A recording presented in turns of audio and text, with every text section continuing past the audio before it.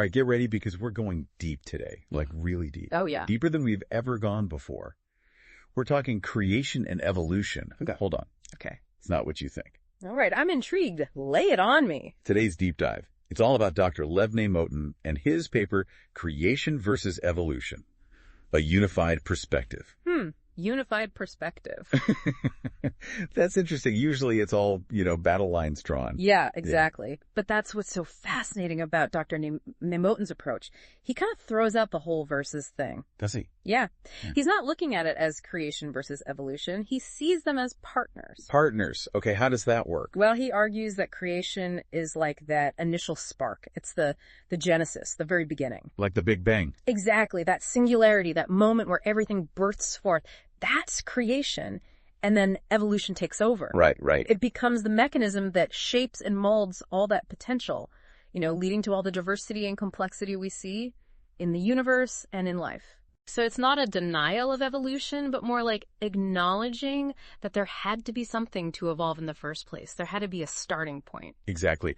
And I love this analogy. It's like creation gives evolution this lump of clay and says, go on, sculpt something amazing. I like that. So it's not about throwing out science. Yeah. It's about pushing those deeper questions. Like, what was the catalyst? What set the stage? And this is where it gets even more interesting. Okay, I'm ready. Lead the way. Take us deeper. Dr. Motin connects the origin of the universe with the origin of life. Mm-hmm. He suggests that just like the Big Bang, right, with its sudden burst of energy and matter from a singularity, life itself might have had a similar spark. So instead of the gradual formation of life we often hear about, he's suggesting that those first building blocks, those amino acids, proteins, all that stuff, they might have come about in a sudden dramatic event, similar to the Big Bang. Okay, now that's a new way to look at it. Mm-hmm. So creation is responsible for the raw materials, the ingredients, and then evolution does its thing. Adapting, diversifying, leading to all those amazing life forms. It's a pretty compelling alternative to just thinking about abiogenesis as the only way life could have emerged. Exactly. And, he's not discounting abiogenesis completely. He's adding another dimension. Another layer to the whole discussion. Wow, I gotta say, this is really making me rethink this whole creation evolution thing, but, Yeah. It's a bold idea. It is. What kind of evidence does he use to back it up? Well, he starts with something very fundamental, the idea that there has to be a beginning. Okay. Whether you're coming at it from a philosophical perspective or a scientific one, you can't really escape that logic. You need a starting point. I see, yeah. And even the second law of thermodynamics supports that idea. Oh, thermodynamics. Always struggled with that one. Yeah, it can be a bit tricky. Yeah. But think about it this way. Entropy. It's basically how much disorder there is in a system. Right. And the second law states that entropy always increases over time. So logically, if the universe has always existed, no beginning, it should have reached maximum entropy by now. Everything would be uniform, inert, nothing happening. I get it. So for us to have a universe that's still evolving and changing, right, there had to be a point where things were more ordered, that point of creation. Exactly. That initial state of lower entropy, that is the act of creation for Dr. Motin. And then, of course, he brings up the Big Bang, the perfect example of this on a grand scale. Right. So he's saying both the universe and life needed this initial spark to get things going before evolution could take the reins. Precisely. I have a feeling he doesn't stop there, does he? What else has he used to support his argument? Well, he dives right into one of the biggest controversies in this whole debate. Yeah. Irreducible complexity. Ah, yes. That always gets people talking. It does. For those who might not be familiar, what exactly is irreducible complexity? So it's the idea that some biological structures are just so intricate, so many parts working together, that it seems impossible for them to have evolved gradually, step by step. Right. And the classic example is the bacterial flagellum. That tiny motor that propels bacteria? Oh, yeah. I remember seeing diagrams of that thing. Mind-boggling. Absolutely. And proponents of irreducible complexity say, look, something like that couldn't have just emerged piecemeal through random mutations. All the parts need to be there from the start for it to work at all. It's like finding a perfectly assembled Swiss watch on the beach. Exactly. You wouldn't think it just formed there spontaneously. Right. You'd assume someone designed it, put it all together with a purpose. And that's the analogy they use. Dr. Nemotin doesn't necessarily say this proves a creator, but he suggests it points to the need for some kind of initial design. So it's not about saying evolution is wrong, but acknowledging that maybe there are limits to what it can explain on its own. That's right. It's a perspective that really challenges the traditional Darwinian view. Yeah. I'd love to hear how evolution proponents respond to that. Oh, they have some counter-arguments for sure, and we'll get to those. But there's one more point Dr. Nemotin raises that I think you'll find fascinating. Okay, hit me with it. What else does he have up his sleeve? He looks at the incredible interdependence in nature. Think about the way ecosystems work, or even the way different organs in our bodies rely on each other. Right. He argues this level of interconnectedness suggests that these systems were created in a coordinated way before natural selection started refining things. So he's looking at how perfectly everything fits together and saying, hey, that didn't just happen by chance. Yeah, that's a great way to put it. He sees this interdependence as evidence of something more than just random mutations in natural selection. There's a sense of design, of intentionality in how life is structured. And for him, that points back to creation. But I bet not everyone buys into that idea, right? You're right. There are definitely counter-arguments to Dr. Nemotin's view. And exploring those will give us a more complete picture. So let's dive into those next.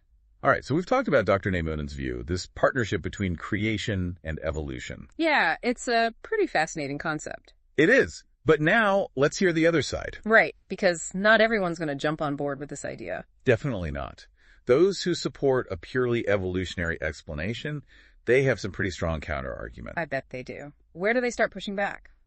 Well, the biggest sticking point is abiogenesis. Ah, abiogenesis, right. The idea that life arose from non-living matter, purely through natural processes. No need for any divine intervention or anything like that. Exactly. They argue that invoking any kind of creative force is, well, unnecessary and, frankly, unscientific. So they're firmly in the camp of natural processes all the way. Absolutely. And they point to experiments like the Miller-Urey experiment. Oh, yeah, I remember learning about that. Trying to recreate the conditions of early Earth's atmosphere. Right. And they were able to create some of the basic building blocks of life, amino acids, from inorganic compounds. Which seemed pretty groundbreaking at the time. It was. But of course there are questions. Like, how accurately can we recreate those primordial conditions in a lab? And what other factors might have been involved that we just can't replicate? It's like trying to piece together a puzzle with billions of years worth of missing pieces. Yeah, exactly. Studying events that happened that long ago is incredibly challenging. We can theorize and experiment, but it's tough to say for sure. For sure. But even if we assume abiogenesis happened, wouldn't there still have to be some kind of initial event, even if it's a natural one? That's a great point. It's where the philosophical debate gets really interesting. Right. Because even if you can explain the formation of those first self-replicating molecules, you still have to ask where the laws of physics came from that allowed that to happen in the first place. You keep pushing the question of origins back further and further. It's like a never-ending chain. An infinite regress, that's what philosophers call it. And this is where some argue that science might just bump up against its limits. You can explain the how, but maybe not the why. Exactly. But let's move on to another point of contention, irreducible complexity. Evolutionary biologists have a lot to say about that. Okay, lay it on me.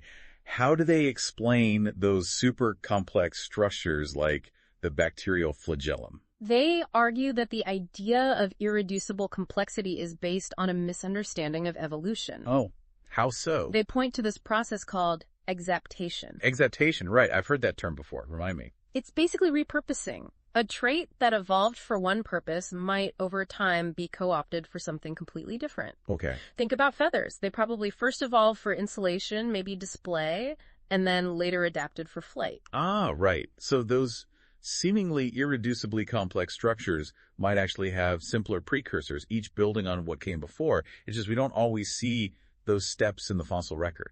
That's the idea. And combined with gradual changes over vast periods of time, they argue this can account for the amazing complexity we see. Okay, I can see that. But even with adaptation, I still wonder about the time factor. Even with tiny changes, it would still take an incredibly long time to get to those complex structures, wouldn't it? It would, and that brings us to one of the biggest challenges in this whole debate. The immense scale of time involved. We're talking millions, billions of years. It's hard to even wrap our minds around that. We think in terms of decades, maybe centuries. It's a whole different ballgame. Exactly. And that's why it's so difficult to conclusively prove or disprove any theory about origins. We're dealing with timescales that are beyond our direct experience. We rely on interpretations, on imagination. It's both humbling and exciting. We don't know everything, and that leaves so much room for exploration and discovery. Absolutely. But let's get back to Dr. Nemotin's idea specifically. He talked about the interdependence in nature. Right. The interconnectedness of everything. How do evolutionary biologists respond to that? Well, they agree that interdependence is fundamental to life, but they argue it can be explained through natural selection. Okay, so survival of the fittest, but in the context of relationships. Exactly. Organisms that can successfully interact with others, rely on each other, they're the ones that thrive. And over time, those mutually beneficial relationships would be favored by natural selection, leading to complex ecosystems and all those amazing symbiotic partnerships, and all without any predetermined plan. That's their argument. It's not just about competition. Cooperation plays a big role, too. Makes sense. But there's one more thing I want to touch on. Randomness.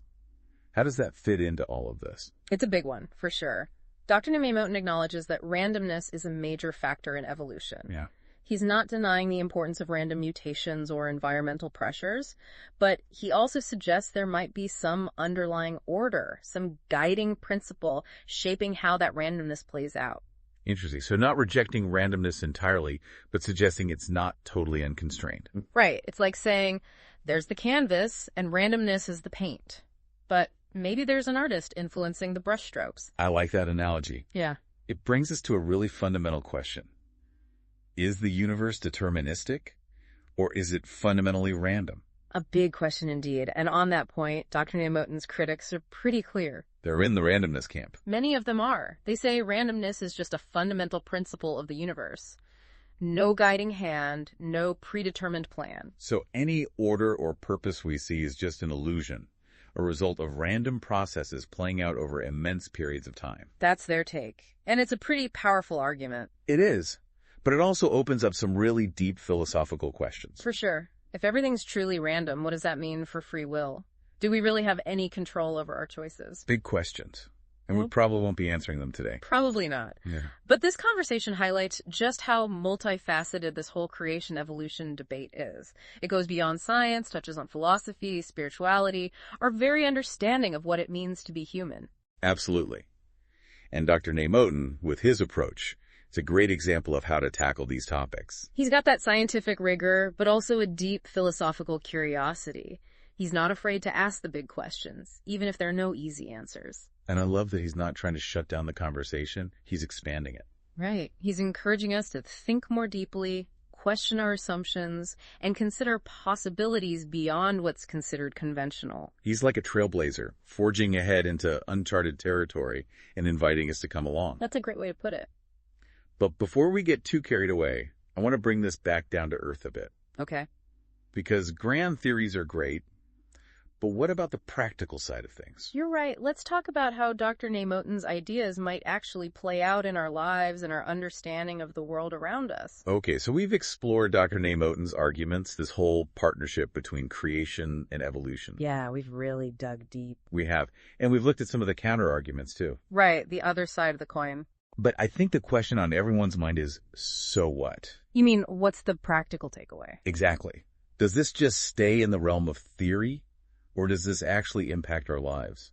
It's a great question. It's easy to get lost in the intellectual debate, but ultimately we want to know if these ideas matter in the real world. So let's talk about that. What are the potential implications of embracing Dr. Nemotin's view, this unified perspective? Well, I think one big one is a shift in the conversation itself. Imagine if instead of this constant battle between creation and evolution, we had more collaboration. More dialogue, more listening to each other's perspectives. Exactly. What if scientists and theologians could actually work together, sharing insights? Instead of just defending their own positions. Right. It would be a real change from what we usually see, those heated arguments, the media frenzy. It would. But is that even possible? These two sides seem so fundamentally opposed. It might seem like a long shot. Yeah. But I think Dr. Nemotin's work provides a framework. He shows us it's possible to respect both science and spirituality. To hold those seemingly contradictory ideas without rejecting one or the other. Right. To acknowledge the evidence, but also remain open to the mystery. To say, we might disagree, but let's listen and see what we can learn from each other.